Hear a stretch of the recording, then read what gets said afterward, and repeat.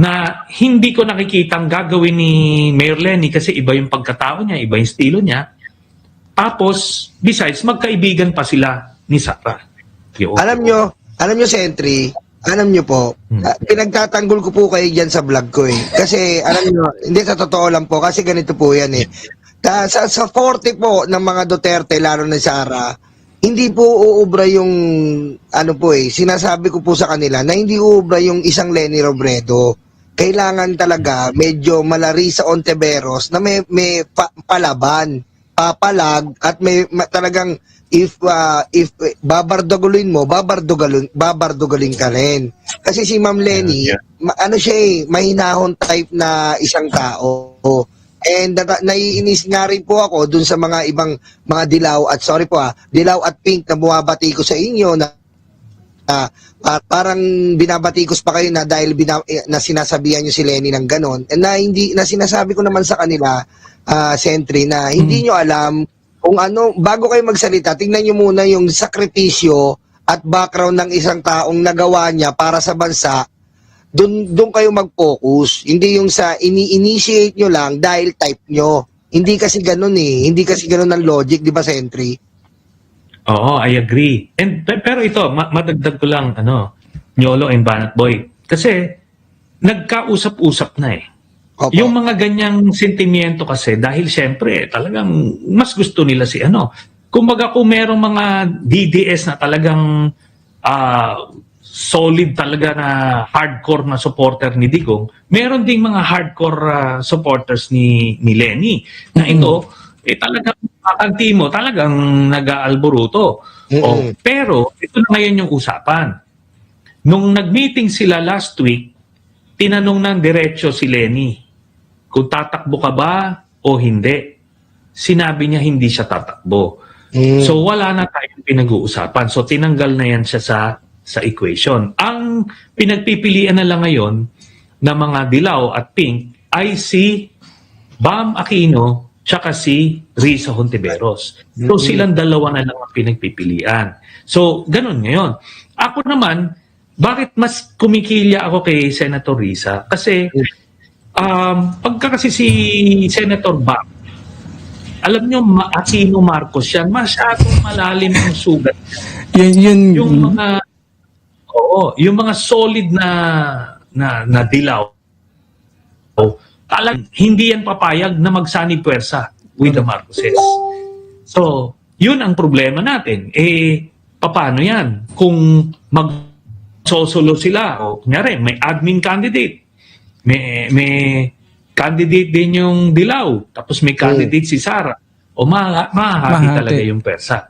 So, maghahati. So, yun yung nakikita ko. Tapos, si Senator Risa, pananaw kasi alam niya yung, alam mo, yan, dating aktivista yan. Opo. Pero, alam niya ngayon sa puso niya kung ano yung kailangan ng ating bansa para siguraduhin na magtagumpay yung, the forces of good, kumaga. Opo. Ito yung magsanib puwersa. So, open siya dyan. Yun. Pero Sentry, ngayon medyo medyo sariwa pa kasi yung yung impeachment na inahain kay PBBM dun sa marami kasing narinig ko kasi yung advocacy mo or yung sabi mo na I think you will be the bridge between the red and the yellows. And ako naman nung unang pagkarinig ko nun, natutuwa ako kasi ako usually I act as a bridge pag sa mga dating sa mga vloggers kasi ako may mga kaibigan kami nila Tolnyolo, may kaibigan kami mga dilawan na vlogger kahit na mga DDS na vloggers. So parang kami din nagbi-bridge. So I get you with that.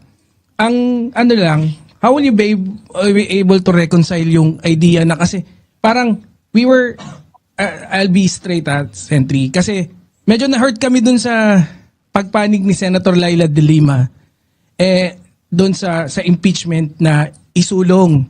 Kaya lang, siguro kung ba't kami na-hurt, para meron ding konteksto, is we were really rooting for Senator Laila de Lima. All the things that he was doing nung mga recent months is parang talagang okay naman, maganda, okay. And then all of a sudden, not only me, May ganun. medyo nagdamdam nung pagsang-ayon niya dun sa na may substance yung impeachment. On the other hand, Oo. marami Okay. yung nagsabing hindi. Sentry, ano pa lang po masasabi niyo po sa ganyan? Sa yan? Okay, ganito. Unang-una, liliwanagin natin, si si Congressman Laila de Lima at si Senator Rizzo Ontiveros, magkaibang tao yan. Okay? Magkaibang tao. Iba ang levels of maturity. Kami magkakasama kami ba sa Hanay. Ako, iba naman yung pananaw ko, iba ang pananaw ni Senator Rizzo. Iba rin ang pananaw ni Kong Laila. Pero, kapag dikdikan na yung labanan, maaasahan yan si Kong Laila na hindi yan papanig sa mga Duterte. Liliwanag yan kasi ano na nga ginawa sa kanya, di ba? Correct. Oo. Tapos oo. Kumaga, ano lang yon. Siguro, she just wanted to be fair. Makakalkulado din yan, ha? Mm-mm. Hindi naman makakalkulado anyway. Oh. Tapos kita si nyo Nyolo ngayon, kasi siya rin- nagtatampo eh. Nyolo, wag ka na magtampo kasi. Hindi, ganito. Alam mo, si Kong Laila, ano yan, sport yan. Kapag kakailangan yung batikusin siya dahil sa ginawa niya na yun, game lang. Birahin nyo lang. Kasi ganun eh. Yung democratic space na binigay netong Marcos administration na galing tayo nung Duterte administration. Nung Duterte administration, makanti mo lang kung sino, si Panelo, Harry Roque, talagang dudumugin ka na ng parang bawal batikusin. Ito hindi. Yung ginawa ni President Marcos, sige, siya nga pwede mong batikusin eh. Hindi ka dinudumog, di ba? Hindi ka tatakutin na itotokhang ka o ano.